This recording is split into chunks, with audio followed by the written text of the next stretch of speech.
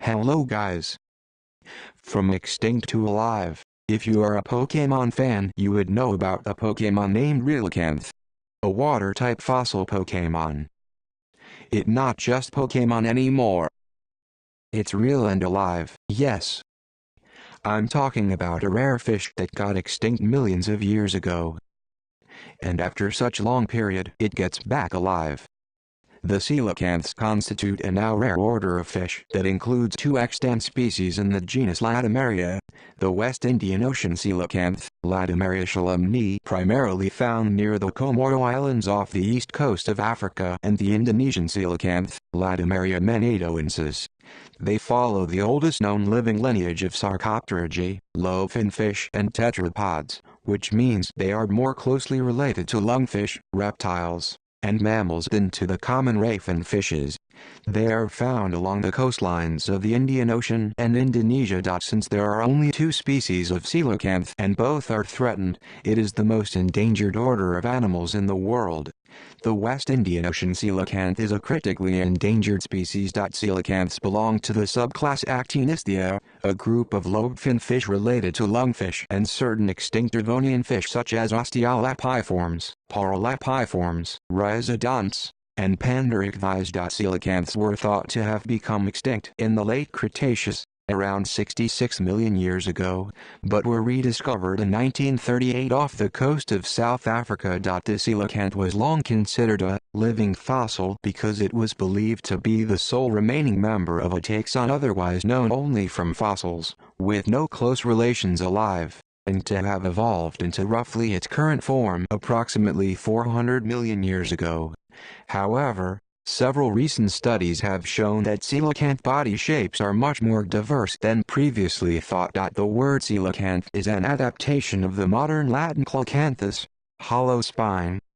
It is a common name for the oldest living line of Sarcopteridae, referring to the hollow caudal fin rays of the first fossil specimen described and named by Louis Agassiz in 1839. The coelacanth, which is related to lungfishes and tetrapods, was believed to have been extinct since the end of the Cretaceous period. More closely related to tetrapods than to the ray fin fish, coelacanths were considered transitional species between fish and tetrapods.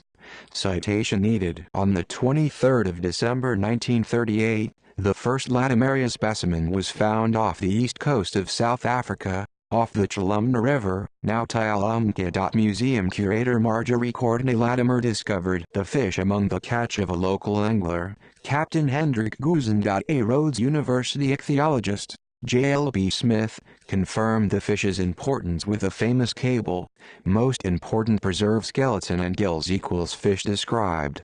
Its discovery 66 million years after it was believed to have gone extinct makes the coelacanth the best-known example of a Lazarus taxon, an evolutionary line that seems to have disappeared from the fossil record only to reappear much later. Since 1938, West Indian Ocean coelacanth have been found in the Comoros, Kenya, Tanzania, Mozambique, Madagascar, and in Isamangaliza Wetland Park, KwaZulu-Natal in South Africa. The Comoro Islands specimen was discovered in December 1952. Between 1938 and 1975, 84 specimens were caught and recorded. The second extant species, Indonesian coelacanth, was described from Manado, North Sulawesi, Indonesia in 1999 by Puyo et al., based on a specimen discovered by Mark V. Erdmann in 1998 and deposited at the Indonesian Institute of Sciences, LIPI. Only a photograph of the first specimen of this species was made at a local market by Erdmann and his wife Arnaz Mehta before it was bought by a shopper. The coelacanth has no real commercial value apart from being coveted by museums and private collectors. As a food fish it is almost worthless, as its tissues exude oils that give the flesh a foul flavor. Due to their lobe fins and other features, it was once thought that the coelacanth was the most recent shared ancestor between terrestrial and marine organisms. But after sequencing the full genome of the coelacanth, it was discovered that the lungfish species is the most recent shared ancestor. Coelacanths and lungfish had already diverged from a common ancestor before the lungfish made the transition to land. The vertebrate land transition is one of the most important steps in our evolutionary history. We conclude that the closest living fish to the tetrapod ancestor is the lungfish, not the coelacanth.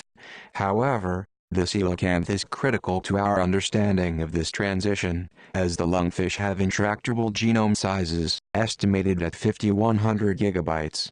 Another important discovery made from the genome sequencing is that the coelacanths are still evolving today, but at a relatively slow rate. This contradicts the earlier thought that these creatures were living fossils. What this means is that they were thought to be a prehistoric species that has remained unchanged over millions of years. With the discovery of their evolution, living fossil no longer seems like an appropriate term to describe these unique creatures. Video made by Mr. Techno.